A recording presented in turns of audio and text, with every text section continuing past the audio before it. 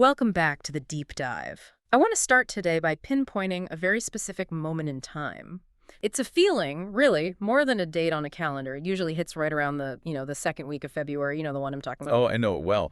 It's that feeling where the shine is completely worn off. Hmm. The honeymoon phase with the new you is officially over. Exactly. January 1st feels like a lifetime ago.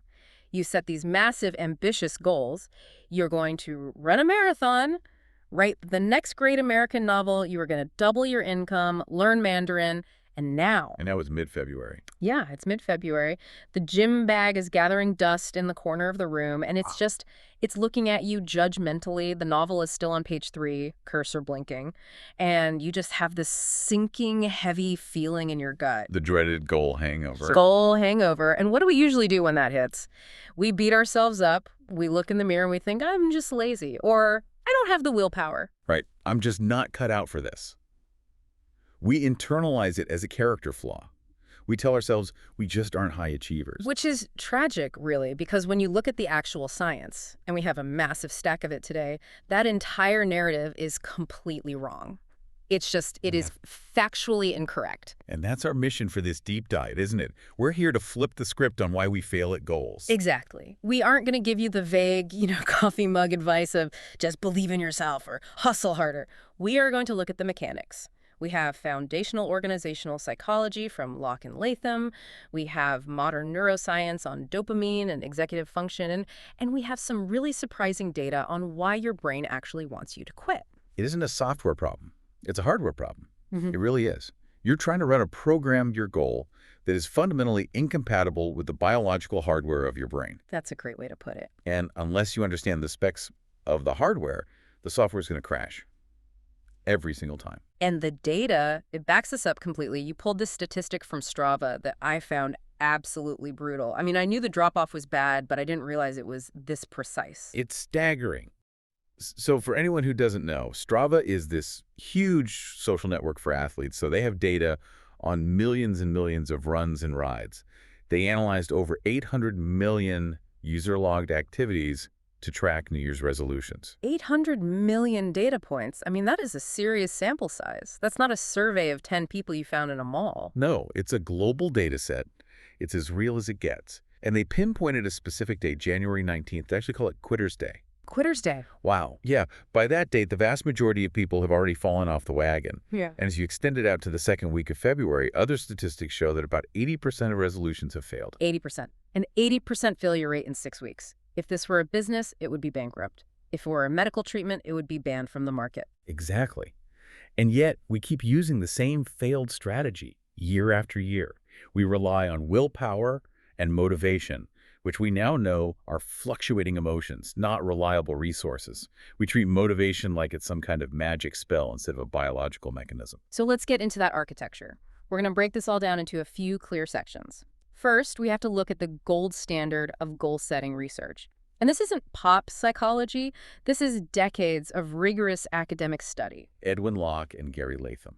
They are the titans of this field. I mean, if you were studying goal setting in a PhD program, you're reading Locke and Latham. It's foundational. Then we're going to layer on the neuroscience. We need to understand why big goals trigger what's called psychological overwhelm. Why does your brain literally freeze up when you look at a big project? And then finally, we'll give you this toolkit, the actual strategies to hack this system. But let's start with Locke and Latham. Right. So back in the 1960s, these two psychologists started asking a really simple question. Why do some people perform better than others? Is it just talent? Is it luck? Or is it something about how they define what they're doing? And they spent, 35 years on this? Yeah, 35 years studying this. And they developed what we now call goal-setting theory. And it's built on 5 core principles. And these are the pillars. If one is missing, the whole structure just falls down. Correct. The 5 principles are clarity, challenge, commitment, feedback, and the real kicker, task complexity. And these aren't just, a simple list to check off. They interact with each other in really dynamic, sometimes surprising ways. Okay, let's drill down into the first one then. Clarity, or specificity. On the surface, this sounds so obvious. Be specific. Okay, sure. But why is this the #1 cause of failure? Why can't I just say, I want to get fit? Because the human brain hates ambiguity. It perceives ambiguity as a threat, as a cost. When you set a vague goal, Something like, I want to be more productive this year, or I want to get in shape. It sounds nice. It feels good to say it at a dinner party, but biologically, your brain is panicking. It's panicking. Why? What is actually happening inside my head? It creates what neuroscientists call decisional conflict. Yeah. Let's take your goal, get in shape. It's Tuesday at 5:00 p.m. You have an hour of free time. Your brain has to ask, okay, what does get in shape mean right now? Do I go for a run? Do I lift weights? Should I meal prep for tomorrow? Do I do yoga? Do I just stretch? You're completely paralyzed by the menu of options. Exactly. You are burning precious metabolic energy just trying to figure out what the task even is. And the brain is, above all else, an energy miser. It's designed to conserve calories, so if the cost of deciding is too high, it will default to the path of least resistance. Which is invariably sitting on the couch and scrolling through Instagram. Precisely. Locke and Latham found that specific goals like, I will run 3 miles at a 9-minute pace at 6 p.m. on Tuesday, they completely eliminate that decisional conflict. You offload the decision-making from the moment of action. You don't have to think, you just execute. Yes. The decision has already been made by your past self. All your present self has to do is follow the script. This leads us to one of the most controversial things in their research, at least for me, because we've all been told by teachers, parents, coaches, just do your best. It sounds so supportive, it takes the pressure off. But Locke and Latham say this is actually toxic advice. Toxic might be a strong word, but it is certainly ineffective advice. In study after study, do your best goals consistently produce lower performance than specific difficult goals. Why, though? It feels so counterintuitive. Because do your best is a loophole. It is completely subjective. If you're tired or you're stressed or you're just not feeling it, your brain will redefine best to match your current low energy level. You'll jog for 10 minutes and then tell yourself, well, that was my best for today. You give yourself an out. You get to grade yourself on a generous curve. You do. But if the goal is run 3 miles, there is no loophole. It's binary. You either did it or you didn't. That objective standard forces you to confront the gap between where you are and where you need to be. Specificity creates a forcing function that do your best simply cannot provide. Okay, that makes a lot of sense. So specificity acts as that forcing function. Let's move to principle 2, challenge. This is the difficulty dial. Right. And this is where the linear relationship comes in. Locke and Latham found a correlation of roughly 0.82 between goal difficulty and performance. For anyone who doesn't do stats, that is a massive correlation in psychology. It's almost a one-to-one relationship. So basically, as the goal gets harder, performance goes up. Almost in a straight line. Almost in a straight line. But wait, does that go on forever? Like if I set a goal to jump over the moon, I'm not suddenly going to jump higher. No, of course not. There's a ceiling. It works up to the limit of your ability and, the laws of physics. But the finding that shocked me was the magnitude of the difference. In one study, people with difficult goals performed 250% better than people with easy goals. 250%. That's not a margin of error. That is a completely different human being performing the task. It is. It's a transformative difference. Yeah. And the reason is biological. Difficult goals serve 2 key functions. First, there's a directive function. They focus your attention like a laser. You stop doing irrelevant stuff. You stop checking your phone. Okay. Second, and maybe more importantly, there's an energizing function. They actually increase your physical and mental effort. Your heart rate might go up. Your brain starts recruiting more resources. It's like the brain realizes, oh, this is a real challenge. This isn't a drill. I need to mobilize the troops. Exactly. If the goal is easy, your brain says, I can do this in my sleep. I don't need to waste adrenaline on this. If the goal is hard, the brain wakes up. It prepares for battle. But there is a huge catch here, right? The goal has to be difficult, but it can't feel impossible. Right. This is the sweet spot. This is the art of goal setting. The goal must be perceived as attainable. If it crosses that line into impossible, performance drops off a cliff. The brain simply disengages. It says, why try if failure is guaranteed? And this connects directly to principle 3, commitment. You have to actually believe you can do it. This brings in the concept of self-efficacy, which is a term from psychologist Albert Bandura. It's the psychological term for, I believe I have the capacity to execute this behavior. It's your self-belief in your own competence. If you set a high challenge, a really hard goal, but your self-efficacy is low, you are just setting yourself up for a crash. A spectacular crash. I see this in management all the time.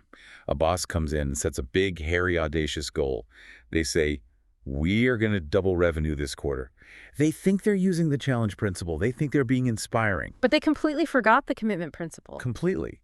The team looks at the goal, they look at their resources, they look at the timeline, and they think, we don't have the people, the budget, or the time for this. This is a fantasy. Their self-efficacy is zero, so they don't commit. They nod their heads in the meeting, but inside they've already quit before they even left the room. Exactly. They're just going through the motions to avoid getting in trouble. High challenge requires high support.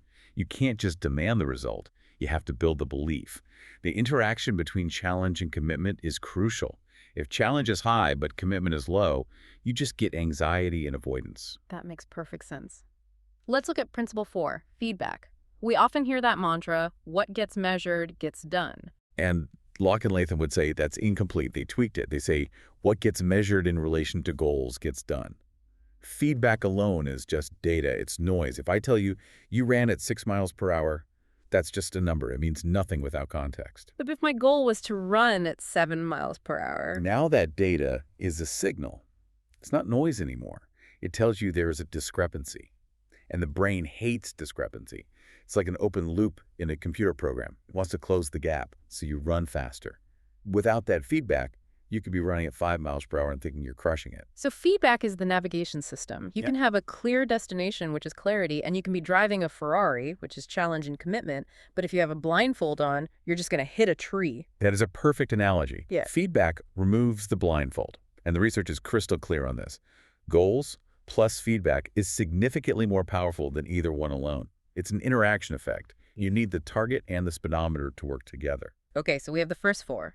Clarity, challenge, commitment, and feedback. This sounds like a perfect system. If I want to achieve something, I just crank these 4 dials up to the max and I'm good to go. And for, I'd say, 90% of tasks, that works beautifully.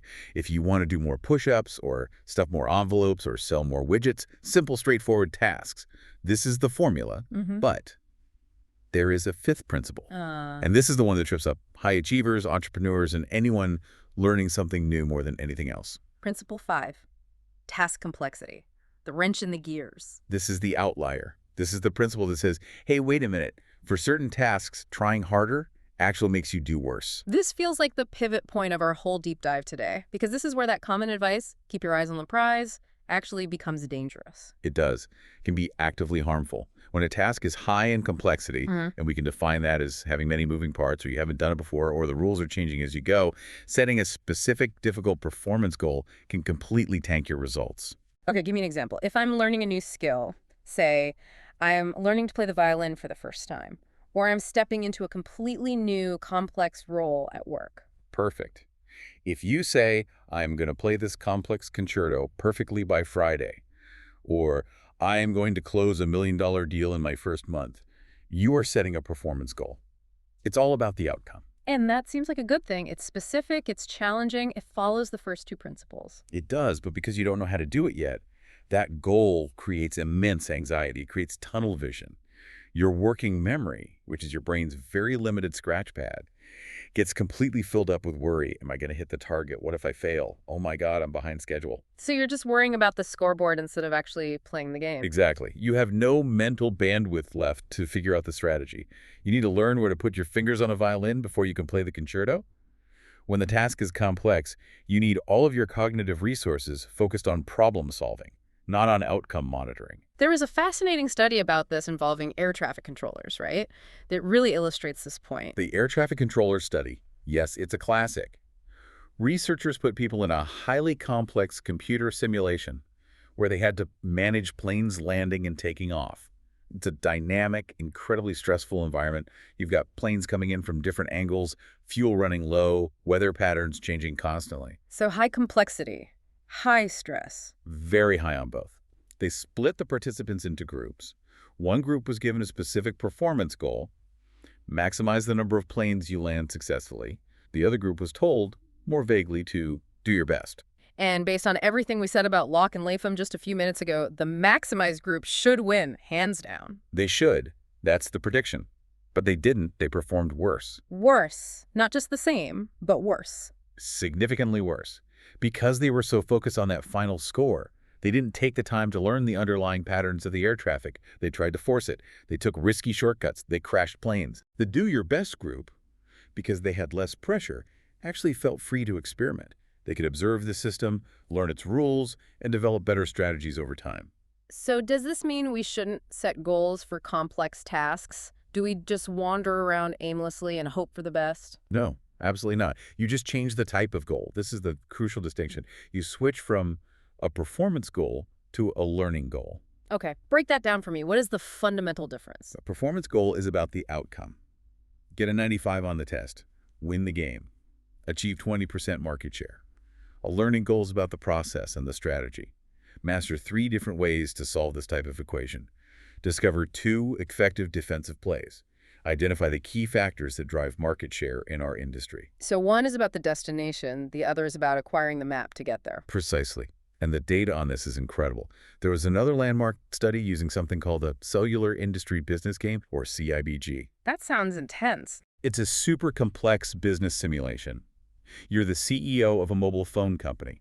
You have to set prices, allocate your marketing budget, invest in R&D, and everything interacts. If you lower your prices, you need more volume, which means you need to spend more on marketing. But that cuts into your R&D budget. It's messy. Just like a real business. Exactly.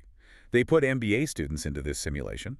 One group got a performance goal, achieved the highest possible market share. The other group got a learning goal. Your goal is to learn how the different variables interact and develop a systematic strategy. And the result? I'm guessing the learning goal group did better. They obliterated the performance goal group. They achieved nearly double the market share by the end of the simulation. Double. That is just wild. But it makes perfect sense when you look at the behavior. The learning goal group engaged in what the researchers called systematic scanning. They were methodical. They changed one variable at a time to see what happened. They were scientists. They tested hypotheses. They were playing, they were exploring. They were. The performance goal group, on the other hand, engaged in erratic problem solving. They panicked. They were so fixated on the outcome that they just started changing everything at once, trying to hit the number. They never learned the underlying mechanics, so they couldn't build or sustain any success. This is such a huge insight for anyone feeling that goal hangover.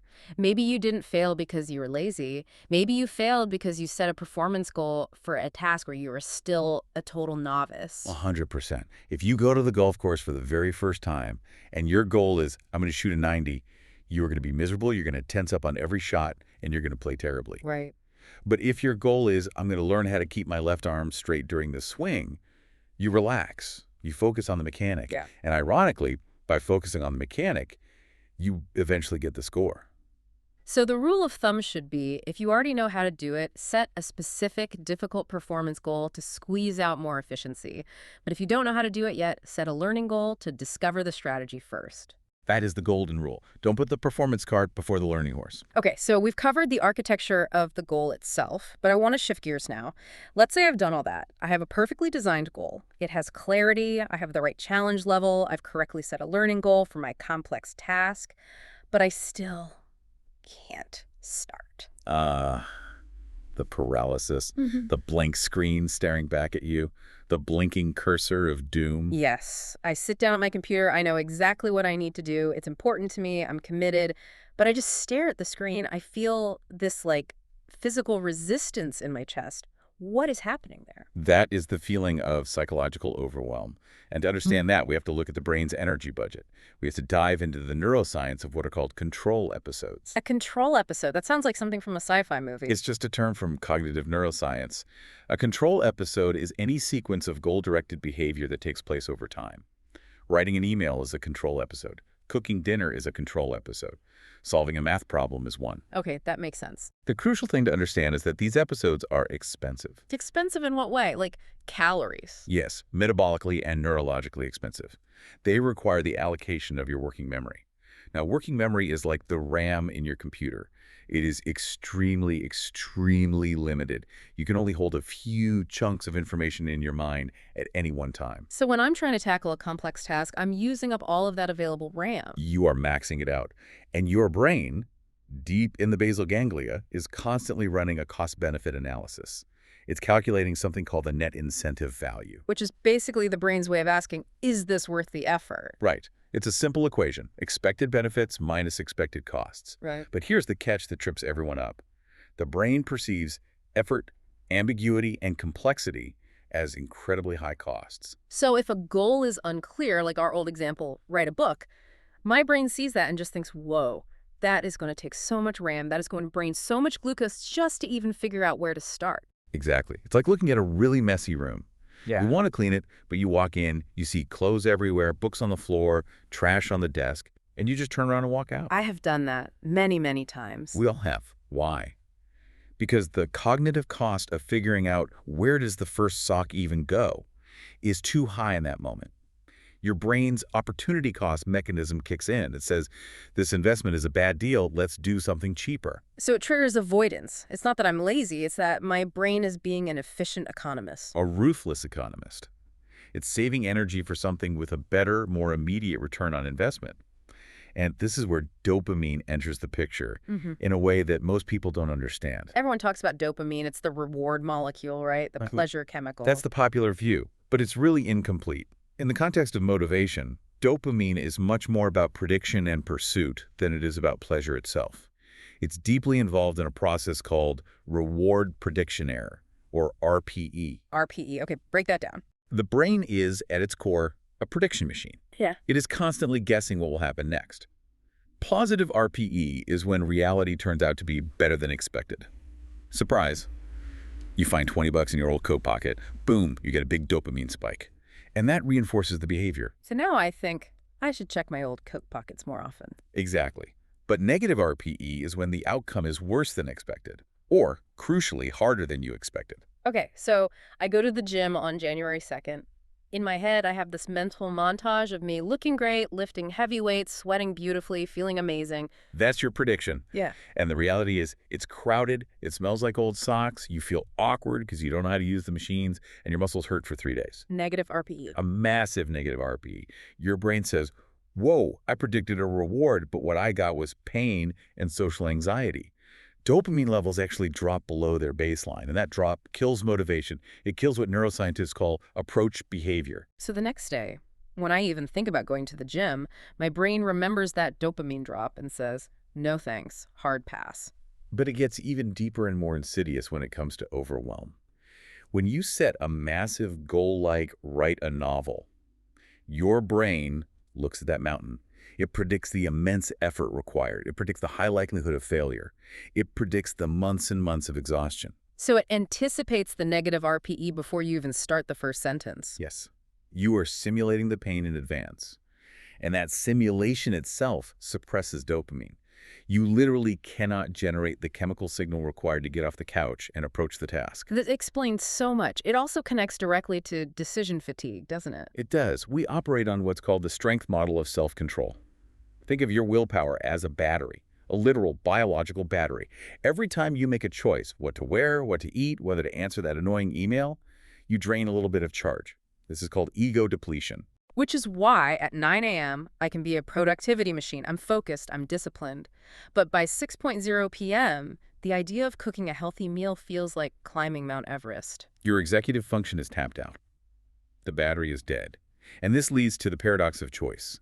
When you have a goal that lacks clarity, when you have too many options, it massively increases the cognitive load. So if I sit down to work on Project X, and Project X has 50 different parts that I could possibly start with. Your depleted brain has to decide which part to do. That decision costs energy you simply don't have. So what do? Would I pick up my phone? You scroll Instagram. Why? Because scrolling Instagram has zero cognitive cost. It requires no decisions. And it provides immediate, reliable little hits of dopamine. Is the path of least resistance. It's the brain's economic efficiency again. It's just choosing the cheaper activity. It is. We are constantly fighting our own biology. I want to pivot to another concept that came up in the research that I found fascinating: time blindness. This is often discussed in the context of ADHD, but I think it affects every single high achiever I know. Absolutely. It's the now versus not now brain. Explain that distinction. For many people, especially under stress, time isn't perceived as a continuous flow. It's binary. There are only 2 times that exist: now and not now. Now is immediate. It's urgent. It's the fire that's burning right in front of your face. Not now is everything else. And not now is this magical, infinite land of productivity. It is. In the land of not now, time is infinite. Oh, I can write that 20-page paper in not now. I'll have plenty of time in not now.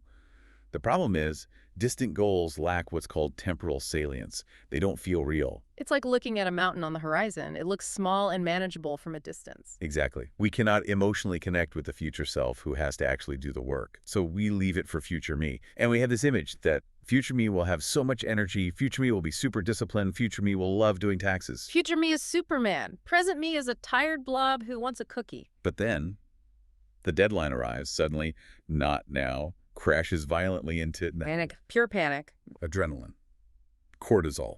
The brain gets flooded with stress hormones, and this overrides the dopamine problem. The fear of failure becomes the primary motivator. This is what we call emergency-driven productivity. I lived my entire college career on emergency-driven productivity. I think a lot of people do. It works. I mean, you get the paper done, Yeah. but it's not sustainable. It burns you out. Yeah. And it leads directly to the planning fallacy. The planning fallacy. This is our tendency to be terrible at guessing how long things will actually take. We are pathologically optimistic by nature when it comes to planning. We plan for the best-case scenario. Oh, driving to the airport takes 20 minutes. Yes, it does. At 3 a.m. on a Tuesday, if there's zero traffic, you hit every single green light and you find a parking spot instantly. We don't factor in the friction of reality. The sources mentioned control level theory here. That sounds super academic, but the concept is actually really sticky and useful. It is. It's about the difference between abstract and concrete thinking. When a goal is far away in time, like write a book, we view it in what's called high-level control. We Right. see the abstract. We see the beautiful book cover, we see the launch party, we see ourselves on a talk show, we see the accolades. It's romantic, it's desirable, it feels smooth and effortless. But when you sit down today to actually write, you drop into low-level control. It becomes brutally concrete. And suddenly it's, I have to type words. My back hurts. I can't think of a better synonym for said. This sentence is terrible. It's gritty, it's messy, it's frustrating. And this construal mismatch, this disconnect between the shiny abstract dream and the gritty concrete reality causes the goal to feel suddenly inflated and terrifying. You thought you were signing up for a hero's journey, but what you actually signed up for was a lot of tedious paperwork. And that shock, that mismatch, is what causes the freeze. That shock is the goal hangover in real time. Okay, so far we have painted a somewhat bleak picture of the human brain. We are energy-conserving, time-blind, easily overwhelmed optimism machines that hate ambiguity. That is a pretty fair summary, yes. Yeah. But people do achieve amazing things. Humans built the pyramids, people run marathons, people write books. So clearly, it is possible to hack this system. Let's move to the solutions. How do we take this flawed, ancient hardware and make it run our modern software? The good news is, once you understand the mechanics, you can start to manipulate them. And the first, most powerful, and most important strategy is task decomposition, or what most people call chunking. Right. But everyone says break it down. It's almost a cliche at this point. But based on the neuroscience we've discussed, I think most people aren't breaking it down nearly enough. Not even close. You need to break the goal down until the very first step is, and this is the key phrase, too small to fail. How small are we talking? Give me an example. Microscopically small. If your goal is write chapter 1, that is way too big. That triggers the overwhelm. It costs too much working memory just to think about. So what's the chunk? Write the first page. Even smaller. The chunk is open the laptop, or create a new Word document, or my personal favorite, write one bad sentence. Write one bad sentence. I love that. It takes all the pressure off. Why does this work? It drastically reduces the cognitive load on your working memory. You don't have to hold the entire chapter structure in your head. You just have to hold that one simple, easy command. It lowers the entry cost so much that the brain's dopamine calculation becomes favorable. It's like putting the task on sale. The brain sees, write one bad sentence and says, oh, that's cheap. I can afford that tiny amount of energy. And here is the magic trick. Once you do that one small thing, what happens? You get a win. You've started. You get a small win. You get a microdose of dopamine, a little positive reward prediction error. Hey, I did it. That wasn't so bad. And that tiny dopamine release acts as fuel. It gives you the motivation and the energy for the next small step. So it creates momentum. You trick the brain into starting, and then the chemistry of success starts to take over. Exactly. Which leads to strategy 2, environmental design. This is all about stopping the reliance on your faulty willpower. We've established that willpower is a battery that is basically dead by 6:00 p.m. So we need an external power source that doesn't run out. And that power source is your environment. You want to design your surroundings to act as an external brain. I love that term. The environment does the thinking and the remembering for you. Yes. If you want to go to the gym in the morning, do not rely on your sleepy, groggy 6.0 a.m. brain to make that decision. That brain is useless. That brain has one goal, The snooze button. the snooze button. So you make the decision the night before, when your battery's charged, you lay out your gym clothes, you put your gym bag right in front of the bedroom door, so you literally have to trip over it to leave the room. It's a giant, unignorable visual cue that screams, grr. And you have to reduce friction. If you want to eat healthier, buying a whole pineapple is actually high friction. You have to find a big knife, you have to cut it up, you have to deal with the mess. Buying pre-cut pineapple costs more money, but it costs less cognitive energy. You are paying a premium for the lack of friction. You are removing the steps between you and the desired behavior. Yeah. If you want to practice guitar, do not keep the guitar in its case in the back of the closet. Put it on a stand in the middle of your living room. So you can just reach out and grab it. Minimal activation energy. And for the time-blind folks, which, let's be honest, many of us, you need to externalize time. You have to make time visible. What do you mean standard clocks don't work? Digital clocks are terrible because they just show abstract numbers. Ooh. 2.45 is just a symbol. It doesn't show you how much time is left in a tangible way. Doesn't feel real. Analog clocks are a little better because they show spatial volume.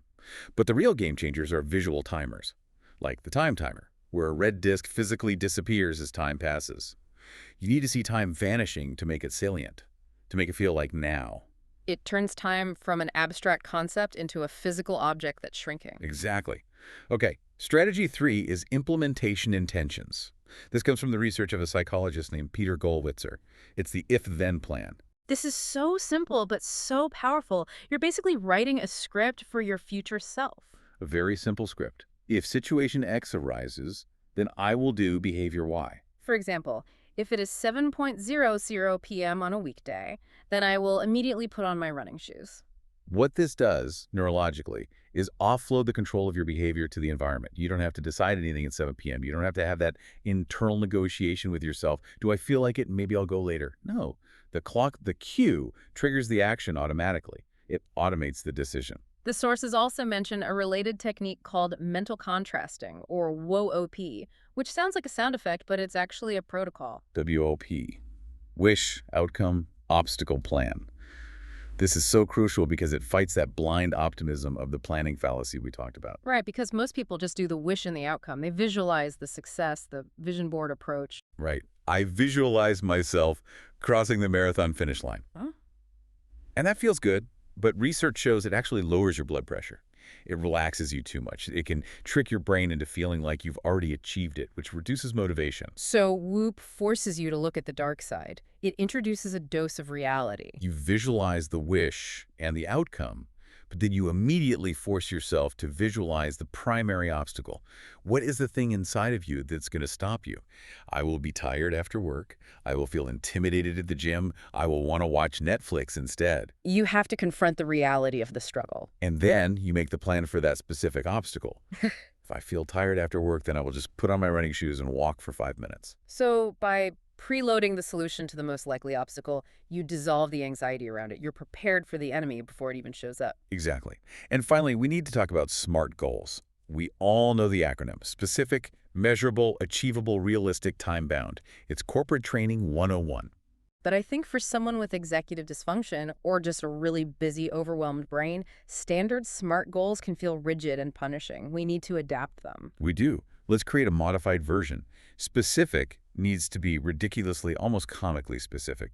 Not clean the house, but pick up the 3 socks on the floor next to the bed. Measurable. Make it visual and external. Don't just track it in your head. Put marbles in a jar for every workout you complete. Put a big red X on a wall calendar like Jerry Seinfeld did for writing jokes. You need to see the progress to get that consistent dopamine hit. And achievable. This means starting way, way smaller than your ego wants to. Your ego wants to run 5 miles on day 1. Your brain needs to establish the habit loop. So run for 5 minutes. Do that for 2 weeks straight until it's automatic. You are literally building the neural pathway. You are proving to your brain with evidence that you are the kind of person who shows up. Correct. You can always add intensity later. First, you have to secure the habit. And what about realistic? This is the most compassionate and I think most important part of the science. Plan for the bad brain days. You are not a robot. You will have days where you are depleted, sick, or stressed out. Your plan needs to have flexibility built into it. Right. If your goal is go to the gym 5 days a week and you miss one day, you feel like a total failure. The streak is broken, so you just quit. But if your goal is go to the gym 3 to 5 days a week, that lower bound, the 3 days, saves your streak. It keeps you in the game. It allows you to be a human being, not a machine. Okay, so to bring this all together, the deep dive today started with that awful goal hangover, that sinking feeling of failure we all know so well. And I hope what we've shown is that failure is almost never a character flaw. It's an engineering flaw. You have a bad design. Setting a goal isn't just about writing a wish on a piece of paper. It's about respecting the architecture of achievement. You need clarity to reduce the cost of decisions. You need the right level of challenge to wake up your brain. You need commitment, and you need constant feedback. But you also have to recognize the complexity trap. If you are new at something, you have to stop obsessing over the score. Set a learning goal. Focus on the map, not the destination. And remember that your motivation is a biological cost-benefit analysis. If you are stuck, if you are procrastinating, it's because the perceived cost of the task is too high. You are overwhelmed by the mountain. And the solution is never to just stand at the bottom of the mountain and scream at it to move. The solution is to look down at your feet. Use chunking to make the next step too small to fail. Use your environment to make that step inevitable. Use if-then plans to automate the step so you don't even have to think about it. You don't rise to the level of your goals, you fall to the level of your systems. That's the quote from James Clear. Yeah. And it's absolutely true. I want to leave our listeners with one final thought to chew on. We talked about the fresh start effect, how we all love January 1st or the first of the month or even just Mondays. We love that clean slate feeling. We do. The brain loves a landmark. It feels significant. But biologically, those dates are completely arbitrary. The sun doesn't know it's January 1st. Your neurons don't care that it's Monday. Waiting for a specific date is just another form of not now. It's another excuse to delay. The best time to set a goal isn't when you feel fresh or inspired. Those feelings are just fleeting dopamine spikes. They vanish the moment you hit the first point of real friction. The best time to set a goal is when you've designed an environment and a system that makes the goal's first step inevitable, regardless of how tired or uninspired you are. The goal isn't the mountain. The goal is just the first step. The goal is putting on your shoes. Exactly. Thanks for diving in with us. Go move some marbles into a jar. We'll see you next time.